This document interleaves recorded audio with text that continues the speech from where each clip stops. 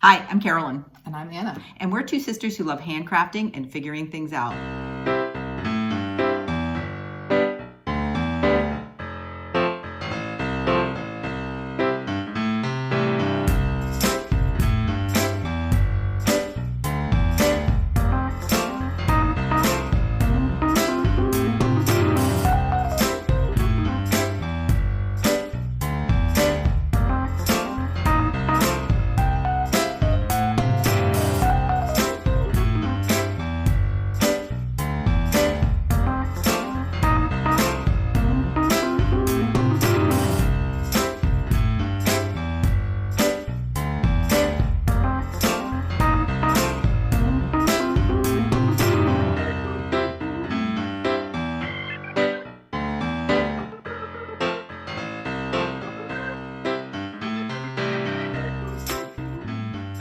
Welcome. It is episode 18. It is January 14th, 2023. I said 2023 instead of 2022. Awesome. And we are coming to you from rainy Northern California. Many of you may have heard on the news how much rain California is receiving. And so far we've had just some minor adventures in our neighborhood, some downed trees, a little power out, some really big puddles. Yeah, our area is lucky. I mean, there are parts of California that have been devastated, and just seeing those images of just water rushing through people's homes and just thinking about how do you recover from that, like just moisture. And so thinking about all those families out there that are out of their homes. I was also thinking, like, I wish I knew like a place where people were staying, because wouldn't it be nice to give them a craft project? Like, I was thinking of like emergency supplies. For kids too. And when you're sitting, like often you're in a school gym or something, like I wonder if there must be volunteer organizations that bring crafting supplies to people that are displaced. Like, think if you were a crafter and you didn't have like your cross stitch or your stitching or your knitting anymore. Right. And it is such a calming thing for most of us. Yeah. I've been back at school, and we had a few days where we did school. That's right, remotely, because just of the concern of power outage is impossible flooding and the flooding. Yeah, and we had another day where a tree was down in our parking lot, and so we were all going in and out of the same one-lane road to get into school. But it worked out fun. Did your kids have to climb over a fence to get to school? That was a different day when in front of the school, including the sidewalk, was so flooded that we had to go from a neighbor's parking lot over a little fence deeper into our parking lot. And middle schoolers, let's just say, kind of like that kind of adventure. At first I was like, oh my gosh, how are they going to do that? I'm like, no, they had a blast. Like, they probably had a good time doing that. And by the end of the day, the puddle was gone, so we could do pickup as normal. Darn, okay. But I did have some students say, can I go outside in the rain? Yeah. They were intrigued, and they maybe wanted to be outside getting sopping wet rather than we had a lot of wet ones too. So in this episode, we're going to talk about what we're wearing. We're going to share our finished objects, talk about our New Year's start, talk about our WIPGo, how we're doing on that. We have some plans. We have a little bit of shared supplies, a little bit of curiosity, and we'll end with our thumbs up. Okay. And that's a list. I know, it's a list. Well done for remembering it all. As always, there'll be things in the description box below, and I have the chapters in the video so you can zoom back and forth to particular areas that you want. So, okay. All right. And we love learning through comments, so thank you for your suggestions and recommendations. One of which was for Carolyn to try something other than Krynic if she wants to add some true metallic to her ornaments. Yeah. So this is the piece I was working on, Joy, from Satsuma Street, and you can see, I call it the hardware, but the hardware and the string for the ornaments used a metallic. And at first I'm like, I'm not gonna do metallic. But as I've been stitching it, I actually think a metallic would work. And several commenters suggested using petite treasure braid. So I was at a needle in a haystack on Thursday, and I picked up 2 different golds for that. So I'm gonna definitely try that one. How different they are. Wow. They had, in this petite treasure braid, they had about 30 different colors. So I didn't have my threads with me with this, sure. And then I also thought I would try as another option, this is Accentuate, which is a very thin filament, and I got a silk in a similar shade and holding them together. So I'll experiment a little with those options. And I'll keep you posted once I get to that. But thank you so much for those suggestions. This is something I didn't know about. So really, really helpful.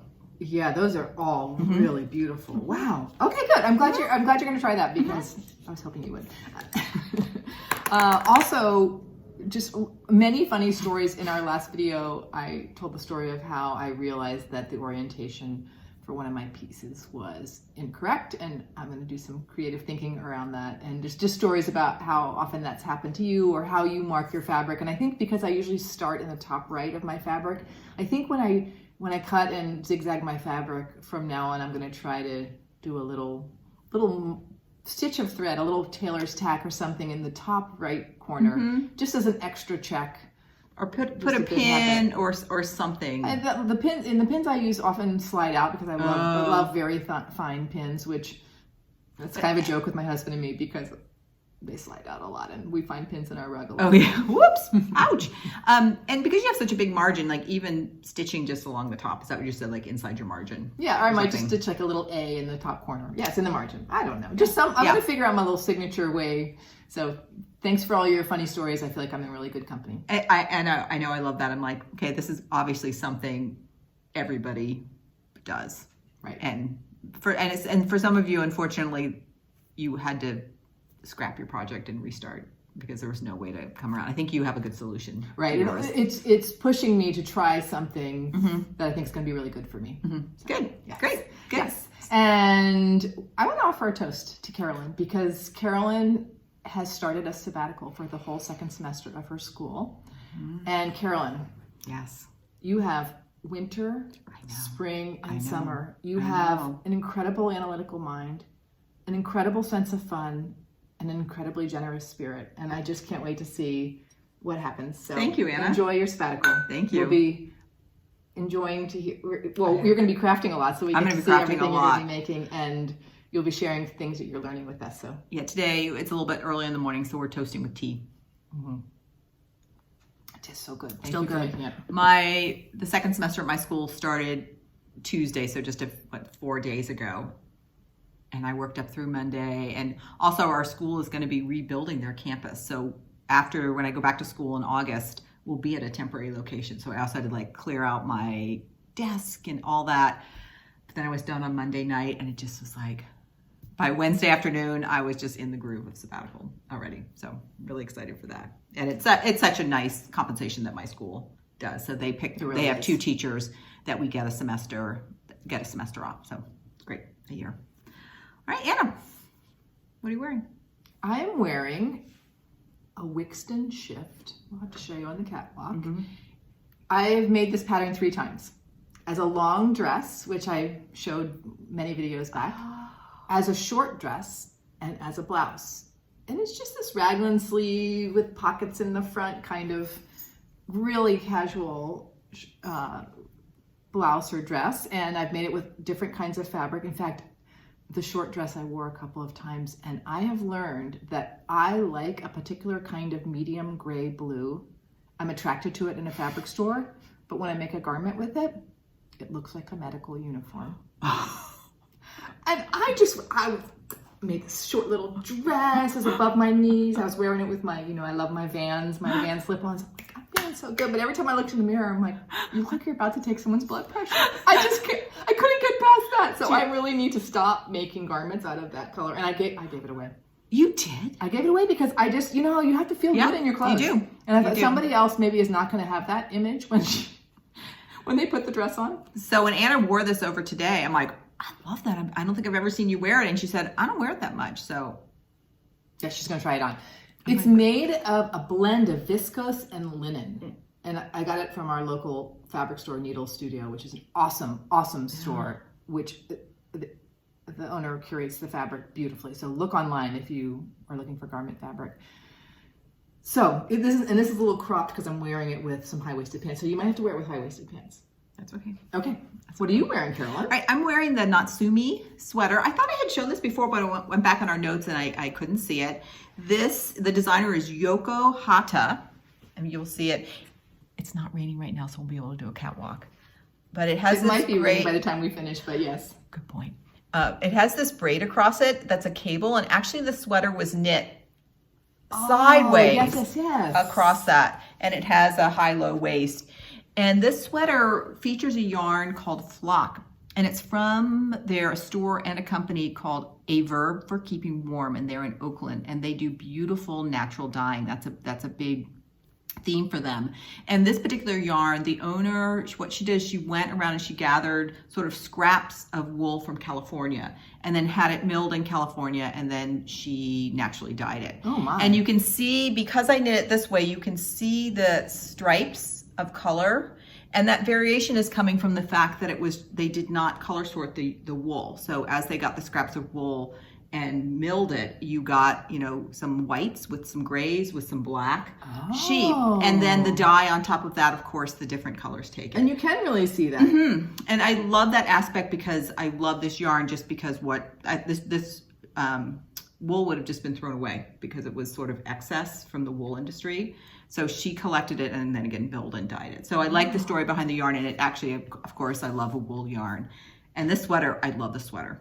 It's a classic. I've had it.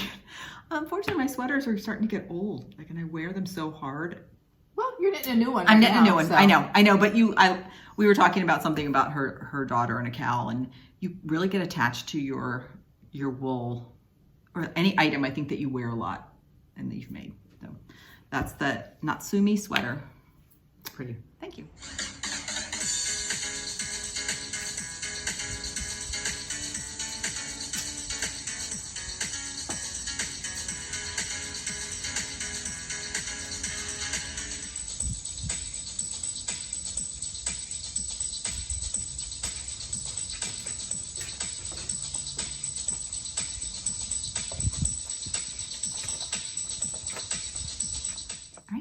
Finish objects. Okay, you've been fully finishing. So my first fully finished pillow.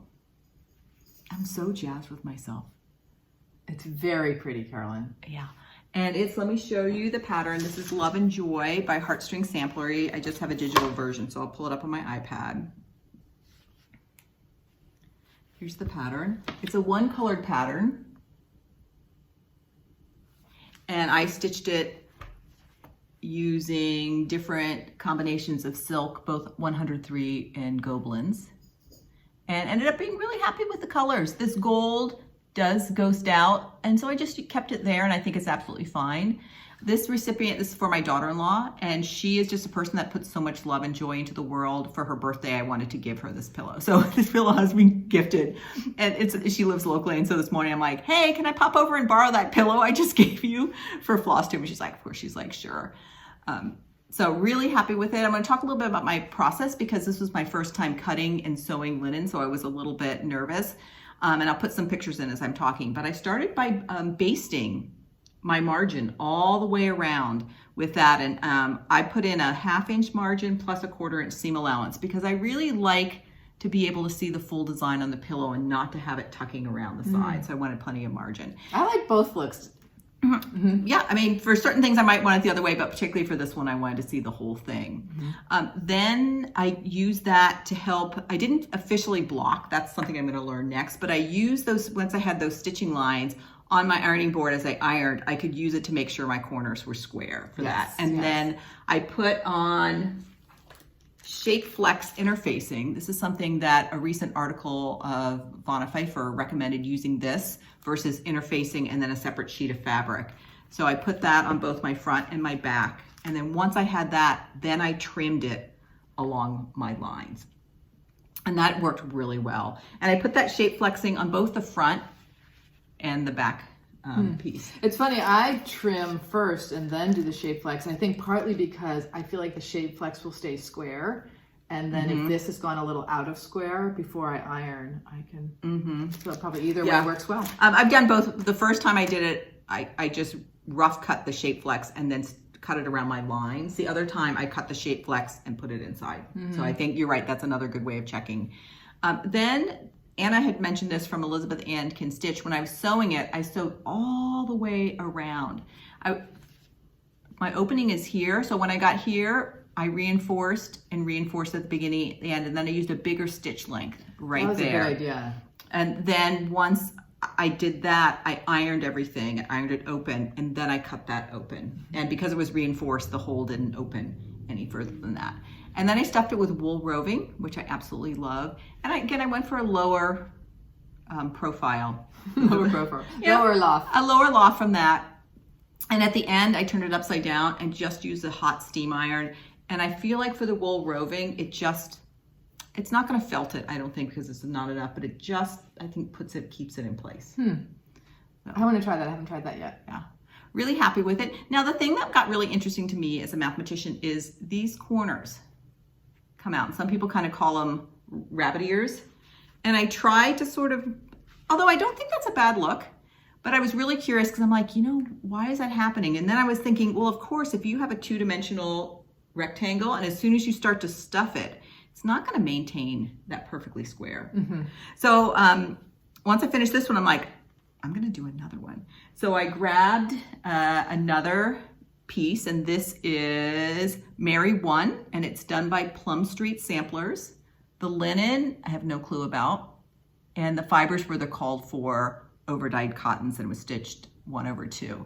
So this one, when I went to fill it, I did something a little different. I searched around on the internet, that thing, the internet, and they have something called tapered corners that a lot of people use for like household pillows to minimize those rabbit ears.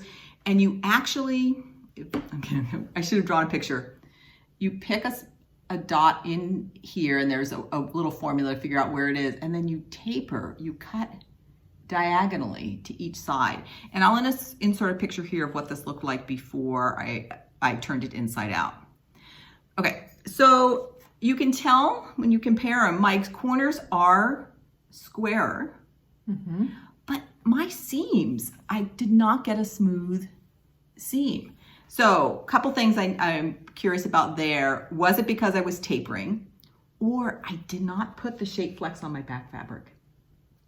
Oh, and this feels like it's less stuffed. Well, too. I ran out of wool roving. Because I wonder if that could be part of it. Yeah, I ordered another pound. I've gone through a pound of wool roving through different things. I have no idea how much that's going to be. It's a big, but it's been over years. So I think I'm not going to totally finish it. I'm going to open this up and put a little bit more stuffing. But I don't think it's just the stuffing. Okay. And with this one, with the shape flex on both, and when I ironed it, I ironed both sides open. This one, I just ironed the front open. So that might have something to do with it.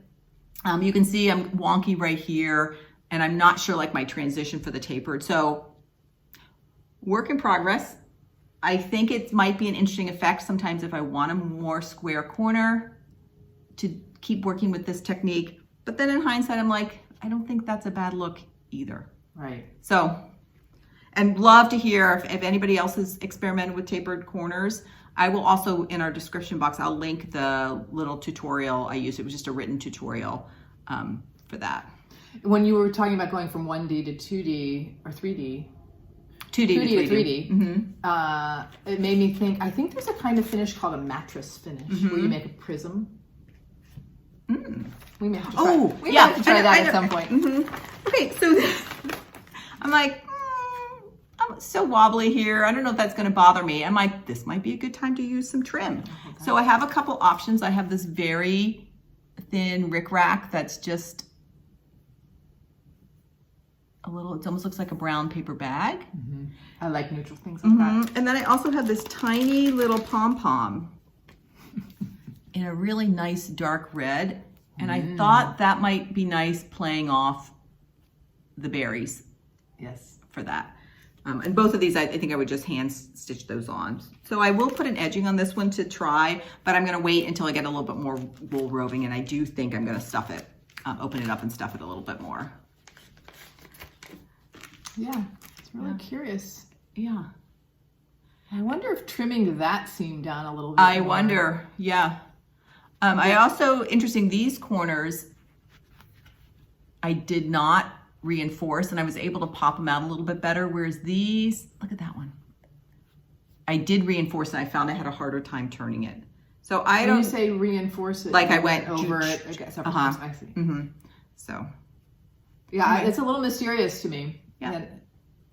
We'll see. But I'm just like, I'm happy. I'm like, I got to just keep trying it, and I'm going to have to just be like, there's some problems with this one, but I'm going to still embrace it and move forward And I would love to hear if you all have made pillows, what do you do with your corners, or if you have any tricks, or if you have any ideas of why this one ended up so bumpy, whereas that one was so smooth. Could it have been because I didn't put my shape flex on the back? I think the difference in the weight of the fabric is a more likely candidate than the fact that you tapered. Oh, right, the weights of the fabric and might be a little bunchy. Okay.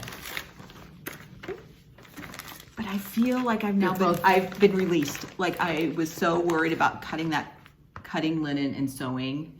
And I think that's why I was basting, and I'm happy with that. And so now I'm like, okay, I'm gonna keep going with my finishing. I feel really good about that. Success for sure. For sure, success. And this 100% I'm really, really, really happy with. The second one, medium, but fine. Mm-hmm. That's okay. And trim is cute just for its own sake, but trim is also great for hiding a few little things if need be. Mm-hmm. Right. Okay. So we're now going to talk about some work in progress, but we're doing it in themes. And so we're going to first start with our New Year's start. So do you want to? I think you should, since it was your gift. In our family of 5 sisters, we pick a name for the holidays, and we give our major gift to that person. And Anna had me. And her gift to me was a 24-hour 2-person retreat. So she says, I'm going to pick you up New Year's Day at 1 and return you Monday, New Year's 2nd at 1. So we had 24 hours, and she didn't tell me where we were going. So I was all packed up and ready to go. And she ended up taking us to this really fabulous inn in the Presidio up in San Francisco, where we had all stayed for her son's wedding in June. And we all loved it so much. It's a really special place in the Presidio. Beautiful. The room had a suite. Anna brought like enough food for about 10 days. It was awesome. The Presidio is pretty isolated, so I wanted to make sure. So she had dinner for us, snacks, varieties of beverages. So we were just stocked up. And we got up there. It was really fun. And it was the one beautiful day. Remember, it was sunny with all the rain. In fact, several people at the hotel were there because they had been flooded out or their electricity was off. So it was a really lucky day that we got there. We did a nice little hike down to Tunnel Top Park, and I'll insert a few photos here as I'm talking. And then we got back to the hotel, and her son and daughter-in-law came over and hung out with us while we stitched, and we both started our New Year's start and really worked on it the entire time. Right. We both brought other things, but we were very satisfied with it. I think we never worked on other things. We just worked on that. And the hotel had a little wine and cheese, so we grabbed that and had that, and we had our chicken salad dinner. So it was fantastic. Thank you again, Anna. It was I had a great time too. So I thought let's talk about our starts. Okay. Oh, I'll go first. Okay. My New Year's start was Winter Comes by Heartstring Samplery. Winter Comes. And I'm stitching, she calls it the pictorial version. So I'm doing this pictorial version. The linen is, I'm using 36 count vintage wood smoke by Lakeside Linen, and all the called for weeks overdyed flosses. And I got this as a kit from Acorns and Threads when we were up there. Actually, let me get Anna gave me this little boba tea charm. So here are all the flosses. And here's my progress. So I have it in my Evertote winter themed bag. That is a pretty one, isn't it? Appropriate. Yeah, it's a nice size too. It's slightly bigger. So here I pinned it to a board. So here's my progress so far. And this, every time I stitch on it, I feel the wintry vibe. It really, the colors, the designs. It's so successful. We couldn't stop talking about that. We don't live in a wintry climate, but we have in the past, and I just can feel it. I mean, I guess here we do lose our leaves, and it's kind of gray. But nothing winter. Like that. You walk out and it's so cold you can barely breathe, or the snow. And for this one, I started. I usually stitch in hand using the sewing method, but I was not always happy when I had these fine little detail pieces where you're really doing a stitch. It's more like, it's not quite confetti stitching, but you're moving around a lot. And I found with the running method, I just wasn't getting good clean stitches. So I started experimenting with for those using a small hoop. So for example, when I did a snowflake, I would just put the hoop there to do that, and I'm much happier with my overall stitches for that. Probably just pulling up and down more than sideways. I think that's it, because sometimes when you're sideways and you're kind of scooching back and forth. Beautiful.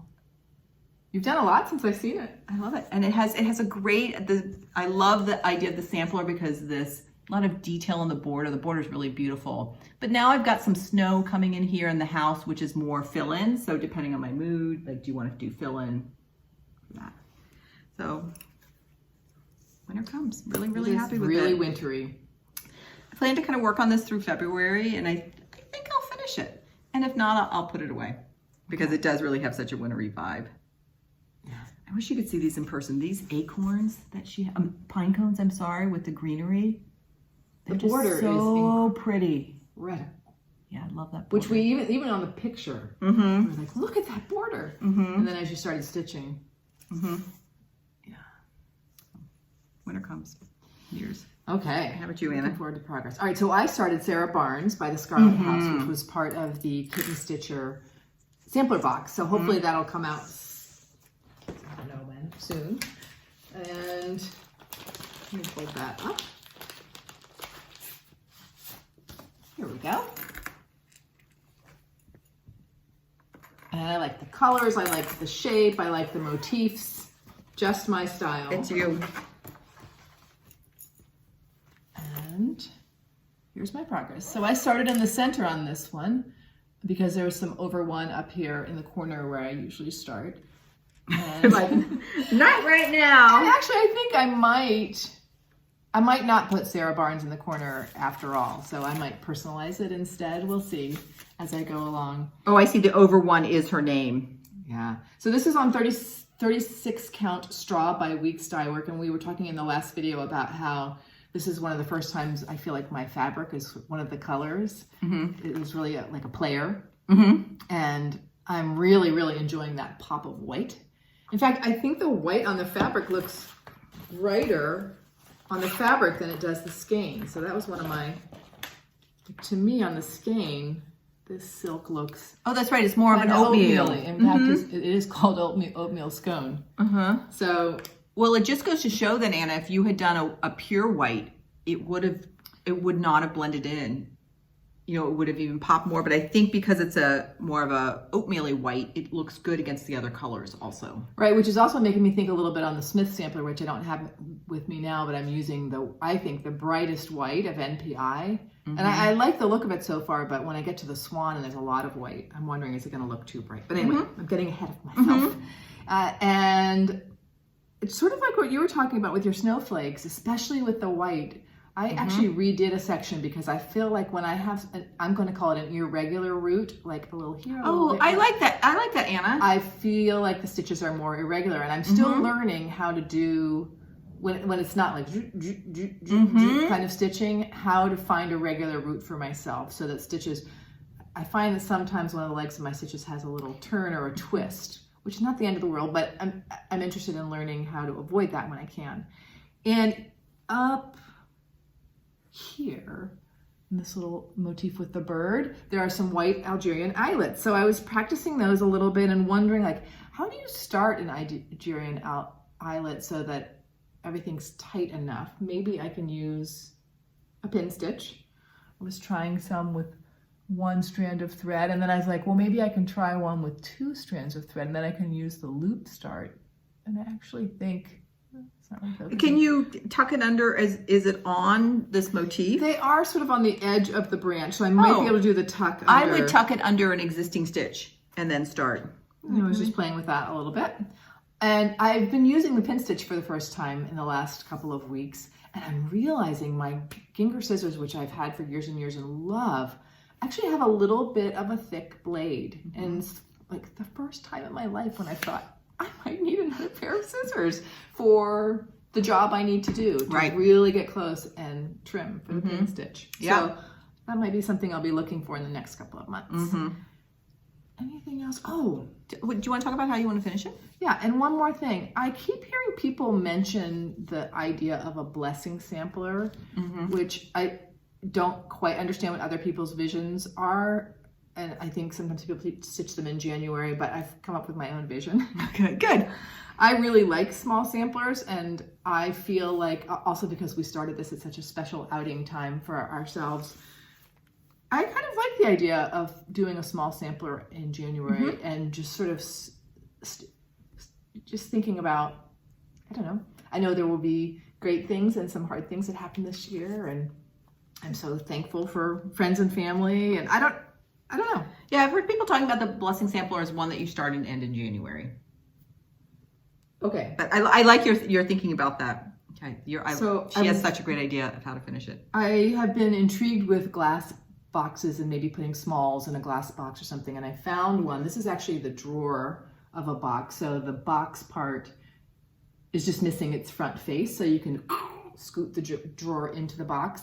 And unfortunately, when it was mailed, the box part was broken. So and the box is all glass as well, so the top is glass. You'll look down into the top. It's just a little drawer. But anyway, I think I'm going to put this sampler, maybe hold it in the bottom of this box. It's going to fit perfectly.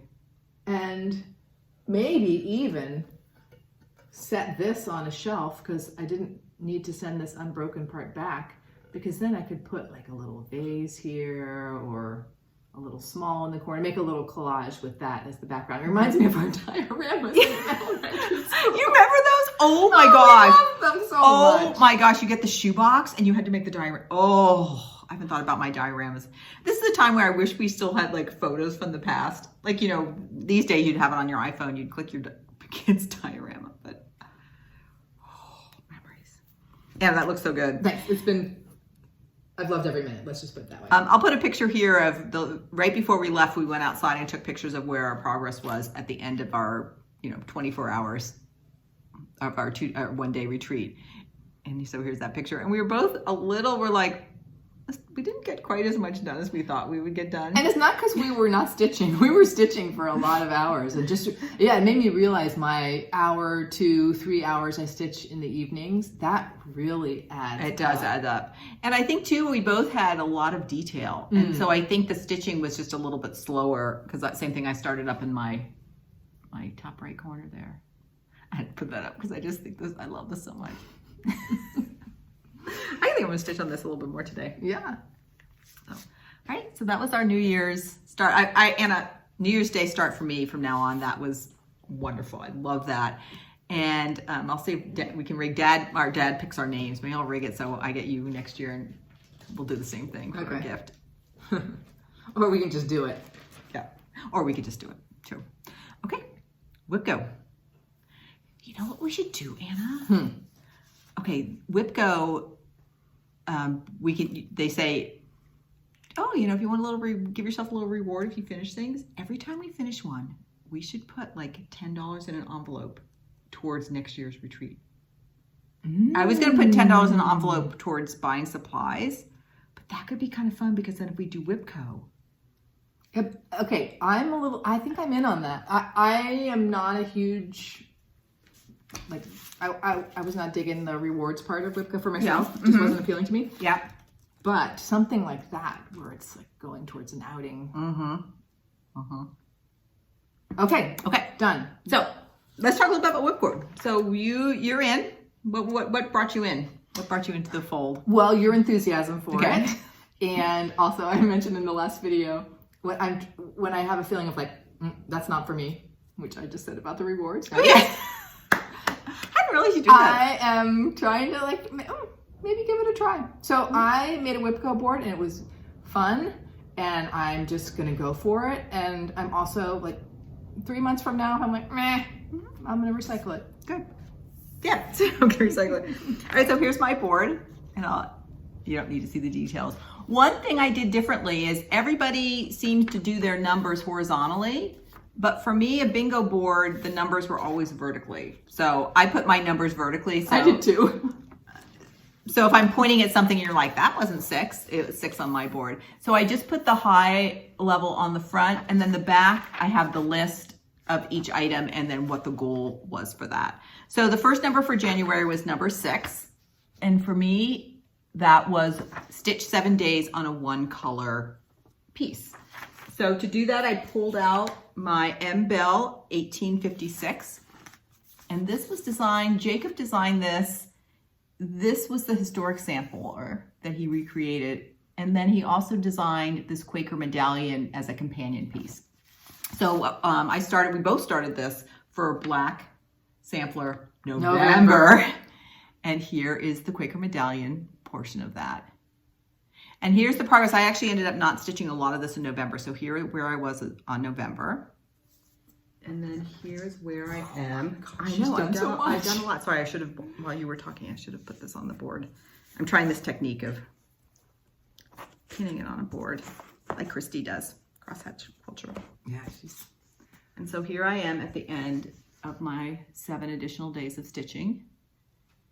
And I'm stitching on 36 count Wood Smoke by Lakeside Linens and using the MPI Black, which is 993. Carolyn, I've always liked that color combination, but the more you do, the more dramatic. I like it even more now. Yeah. I absolutely love, in particular, the hexagonal or the geometric Quaker motifs. I love stitching them. I love the aesthetic of them. I'm not as into the organic motifs, and then there's going to be another one down here. They still look nice, but to me, that's not my favorite stitching. And sometimes I wish, couldn't it just be all hexagons? So even aesthetically, getting away from even the stitching part, you would prefer if it was all geometric. I think so. I like the combo. Or smaller motifs in there. Okay. But I'm really, really, really happy with it.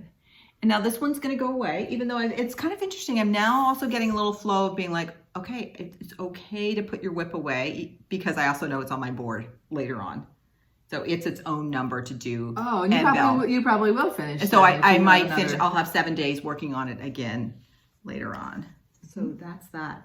And then I've been storing this in the bag Anna made me. Oh gosh, that seems like ages ago. I know. This is the first project bag I had, and she hand stitched the whole thing. And it has my Acorns and Threads souvenir little bauble on it. I realized I want to show bags more often because I like seeing everybody else's bags for that. So that is M. Bell. And then speaking of rewards, I'm like giving myself a little reward for finishing this very first one on WIPGo. And my reward was to pick another one color project and kit it up. I haven't started it yet. I'm not sure when I will. And it is another modern folk embroidery pattern, and it's called Yulebakken, which stands for Christmas goat. And Jacob, if you go back, let me just see what I wrote it down. It's episode 23 of Jacob, and he talks about the Yulebakken goat. And it's actually a great story that this was pre-Christianity, I think it was Norse and Germanic, about the goat, but then it got incorporated into Christmas. And when people would go around like doing their caroling, a goat would come, and at first the goat would like be taking presents, but then the goat eventually morphs into giving presents. So it's sort of like their variation, it's Scandinavian of the Father Christmas, but it's this goat that comes. And that pattern has the positive space and the negative space, which yeah. So that's that. And I picked, I know. I went to Needle in a Haystack on Thursday, as I mentioned. I'm going to do it on XG Designs brown paper. Yes. It's the Gloriana silk, and this is Schoolhouse Red. Oh, I've heard people mention Schoolhouse Red so many times. No wonder people like it. I know. It's such a rich red. And I at first had picked just 3 skeins, and when I went to check out, the woman's like, oh, I'm so glad you found that. We have been out of stock for so long. We just finally got it. I'm like, wait a minute, I'm getting a 4th skein. So I got 4. So that was just my little reward. I'll start it whenever I start it, but I wanted another one color piece. Right.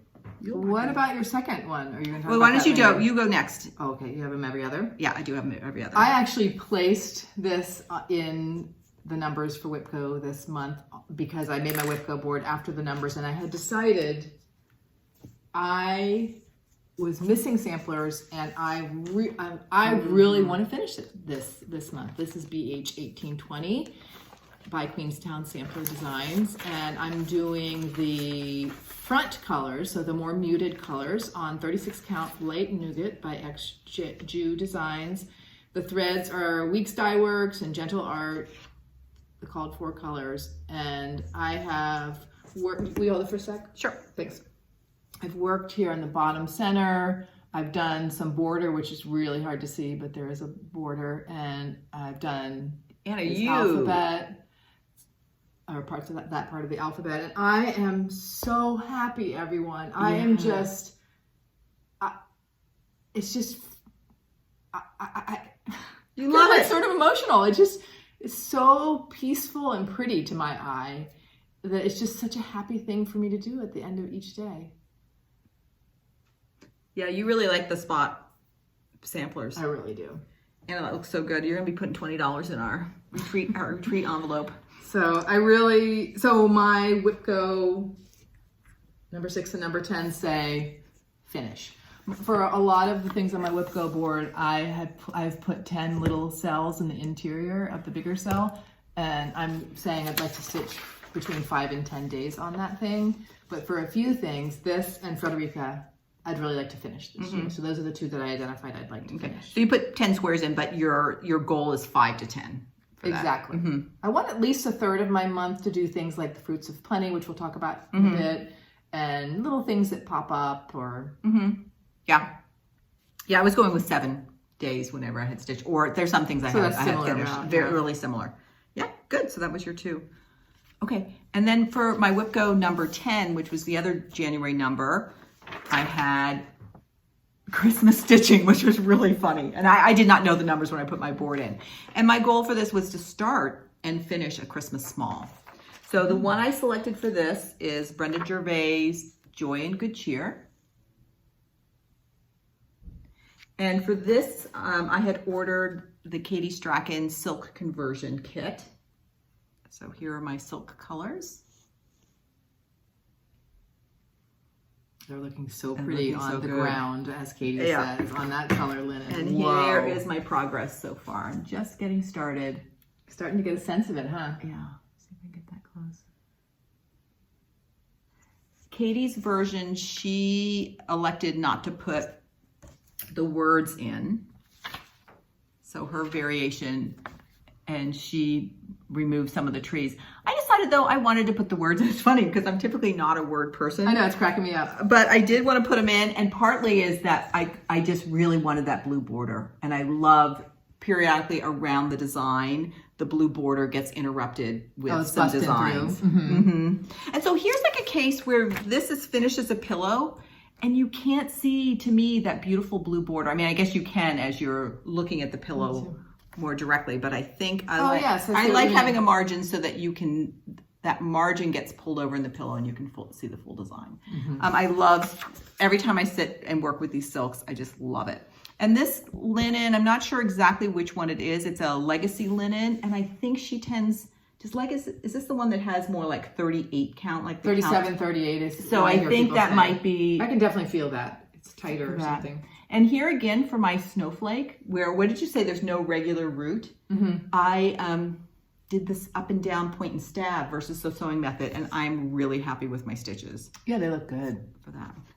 So that blue is really important in this. I know. This is the blue, and it's done. It's in. Is it blue anywhere? It's in the door of the house. Okay, good. And the snowman's basket, and that's why I also wanted it in the border, because I felt like it just is such a beautiful color. Great. Is it feeling similar to winter at all? Because they remind me of each other a bit. Oh, of the seasons of the heart, winter. Or you haven't really thought that? I haven't really thought through it. Okay. It's interesting though, this snowflake design, and I know they're just probably standard snowflakes, is really similar to the actual snowflake that is also in my winter comes. Because I'm finding I'm using the same axis to stitch it with that. Yes. So I think I'll be able to finish this in the month. We're not even halfway through the month, and I just started it yesterday because I had finished my. You're on sabbatical. I'm on sabbatical. Don't have time. So good. Cheer. And that I'm keeping that in a bag I made, and this has the little charm from our mom. Okay, so that's our WIPGo. Did you have any other works in progress that were not? No, I've really concentrated on those two things. Yeah, me too. Great. All right, let's talk about plans. Okay. So It's been maybe a month and a half since we've given each other an assignment. We are both working on The Fruits of Plenty by Modern Folk Embroidery, and we're taking turns giving an assignment. And this is what mine is looking like. Mine is on charcoal linen. I'll show yours. Yeah. I haven't ironed it. I totally forgot. We were going to show it. And here's mine. Mine's on indigo dyed fabric that I dyed. And our last assignment was working on those octagon infrastructure. And I think we kind of stopped because I think you just... I did not. Yeah, I did. I think maybe I didn't even stitch on. I was unable to do that assignment. Yeah, I think it was toward the end of November, and I think with your visiting and everything with Thanksgiving, you didn't get to it. And then we're like, let's just put it on hold for the holiday stitching. Chasing the toddler. Yeah. So I think a good assignment is for us to, I'm calling it matchy-matchy. Okay. For us to take a picture of ours and try to just kind of get to the same place. And then when it's your turn, you can give us our next. That sounds great. Okay. That sounds great. Because I think we have about equivalent things to get to Carla. All right, so let me we'll get a good picture of each other's before we leave today. Okay, great. We're back to the assignment. And then our other plan is we're going to be participating in Laura's birthday sal, which is the Martha Evans by the Scarlet House. And Brenda's birthday, she turned 60 on Monday, which is the 16th. So I know I'm going to do my start on that day. And so she will have already had her birthday when this video is out, probably.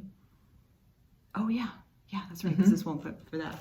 And part of my goal of going up to a needle in a haystack was to get. There was one more color.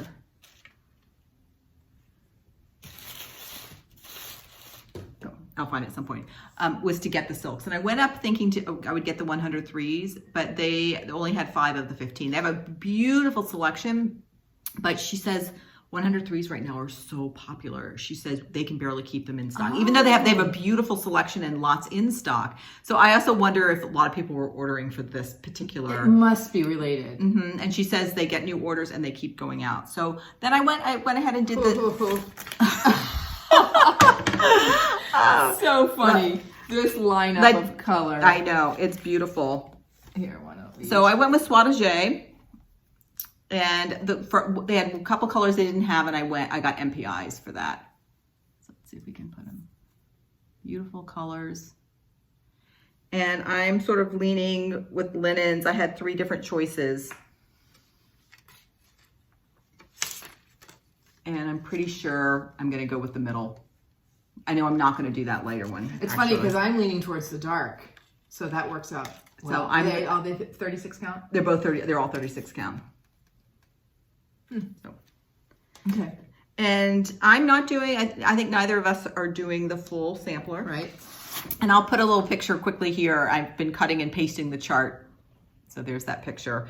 And I'm emphasizing this berry bowl and the flowers, picking one of these, putting a little border and a little bit of that border in. So sort of collaging different elements of it into it's going to end up being sort of a long, thin sampler. It's going to be great. Okay, what are you thinking about, Anna? Well, I am still leaning towards getting this little bunny in and probably this sort of bow of flowers, so bunny, flowers over. And then once I do that, I'm guessing I might have to do a little balancing. So mine's probably just going to be a little small.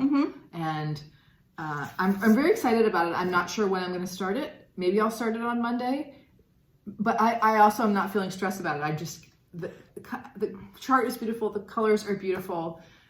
It's fun to celebrate someone so important to the stitching community. And I think they're too saying stitch it anytime you want. There's no rules or anything. I feel like that message has been really effective and been said loud and clear. Like everybody's welcome. Join in if you want, but when you can and how you can, which feels great to me.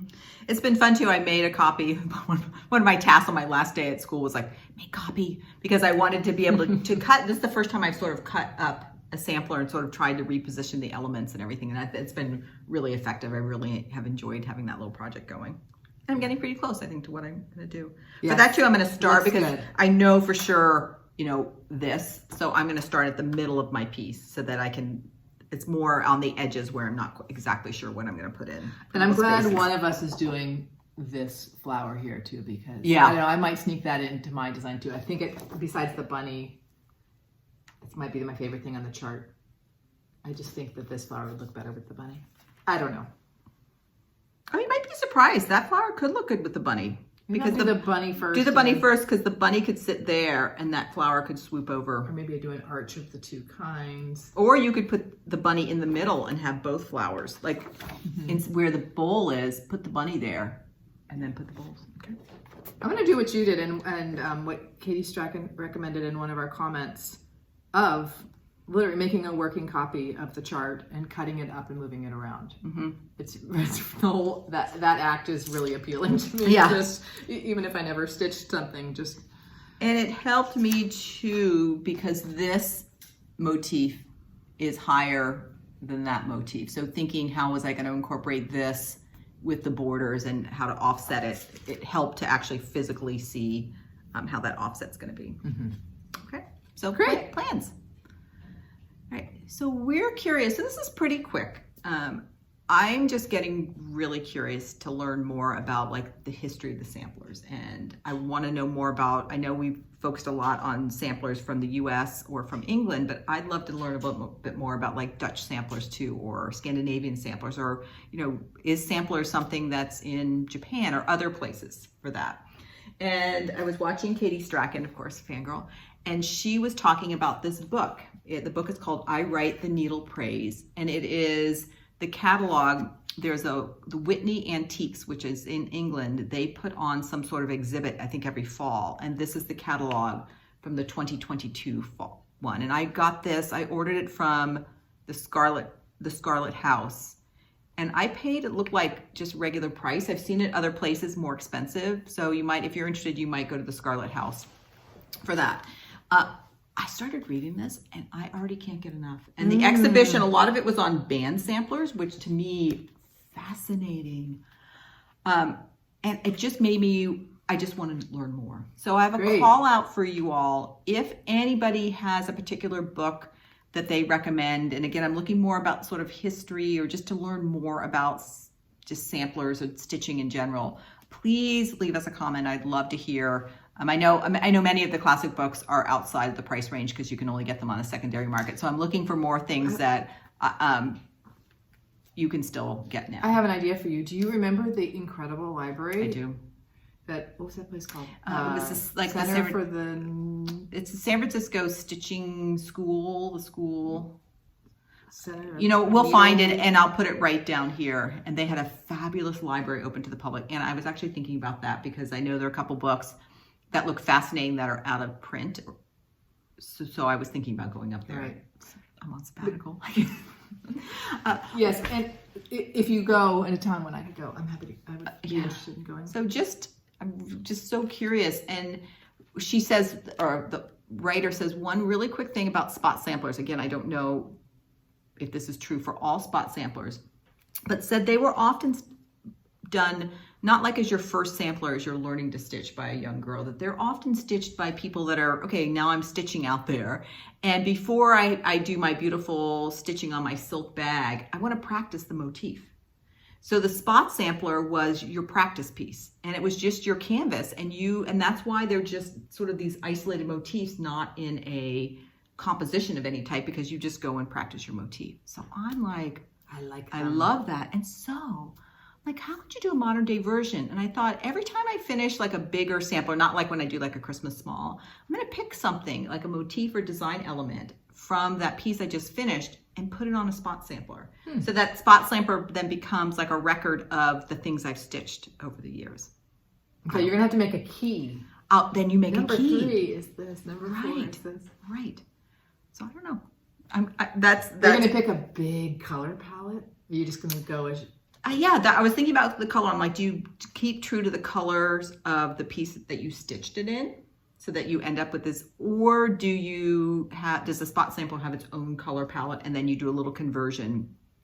I think I'm kind of leaning toward that way. So I end up a lot of times I have all these big ideas. I just write them down because I'm like, that would be so cool. That'd be so cool. So I thought that might be sort of an interesting memento of the things you stitch. So that is, I know. So again, please, if you have a recommendation of a book that you like, I would love it. And I'm also happy to compile everything from that and then post it in a place so that if others want that as a resource, I will do that. All right. I think we have a very quick shared supplies. I've been sort of showing you things that I got from my last trip to Needle in a Haystack. And this is, I just want to show, I ordered the Cedar River linen. And she gives us this little thing of cedar. I'm gonna put that in with our linens. And I think she got such a great reception for this. And she was really good because when we ordered, she said it would take about 3 weeks. And on like the 3-week date, she sent, I think, everybody an email that hadn't got their linen and said, I know I said 3 weeks. I'm working as hard as I can. It's going to be a little late. And I know she's a person, I can tell she's so detail oriented, as she probably had some system of how she was getting through everybody. That's great communication. And I got a Stitcher's quarter of each of the 5. So let me just show you the palette. I like seeing them next to each other. That's what I wanted to do. That's a little pinky. It's a little pinky. So here's her neutral range. And at first I thought I would use this one for my Yulbakken, but for some reason, I thought the pink would play to the advantage, but I think it didn't. So I ended up going with a different one. This top one is called Arboretum, and then Overcast, and Tephra. So Tephra is the one I'm going to use for the Martha Evans. Great. Medium. And then she also has 2 colored linens.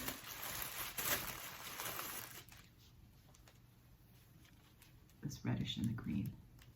So just all together, I thought they looked really beautiful palette.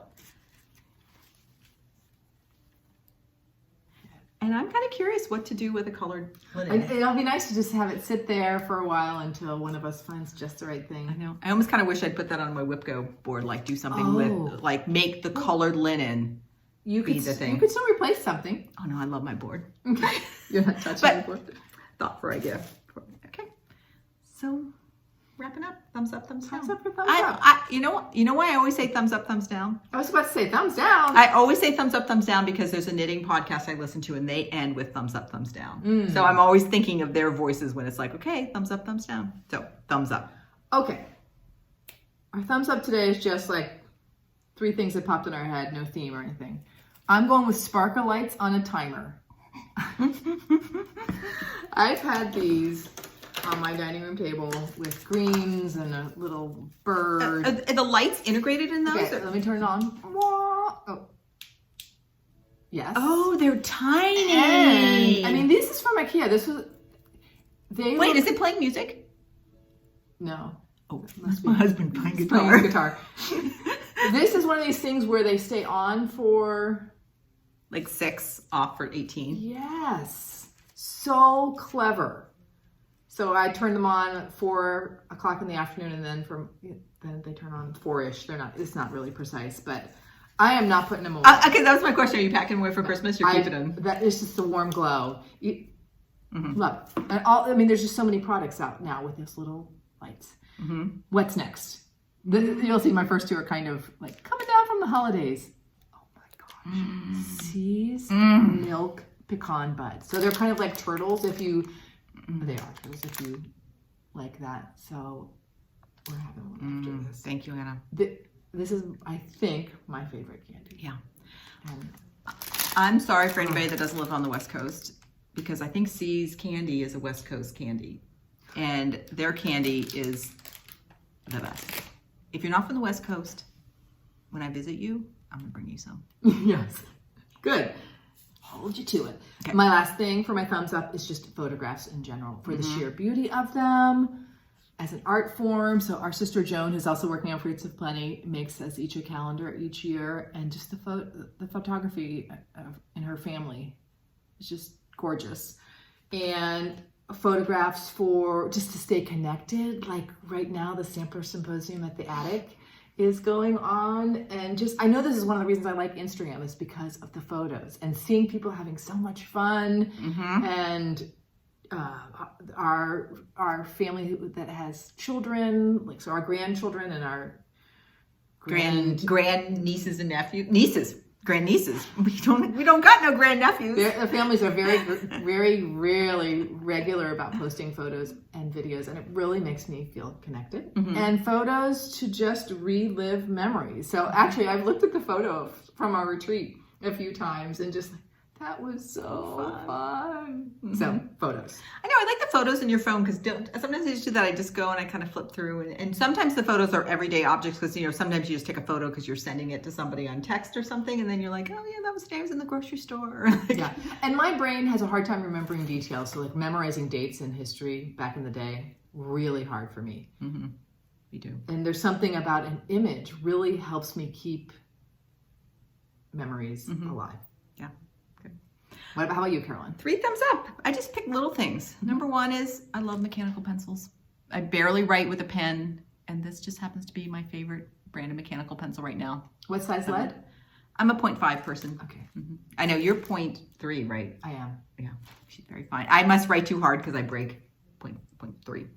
My next this is just very topical because I've been using this to do my collaging of the Martha Evans. And this is, if you haven't used this is little glue dots.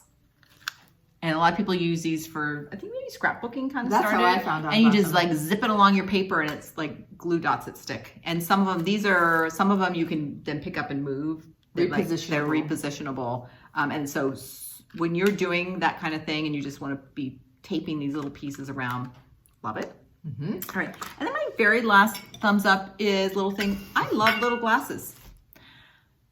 And both of my son's families for Christmas, one family gave me 2 of these and one family gave me 2 of these. And I'm like, you know me so well. And there's kind of a joke in my family because when I have a beer at night, it takes me like 5 hours to drink one because I just put it in my little glass and I just sort of sip. I think for me, what I like about beer is I like that really strong flavor. It's almost like bitter. I think that's why I like IPA, like hoppy beers. So it's like, you just do little sips at a time.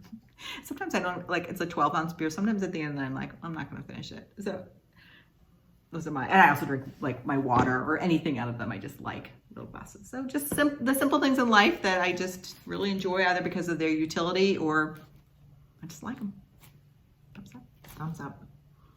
Okay. Right, friends. That's it. So until next time. Happy crafting. Stay curious. Bye. Bye.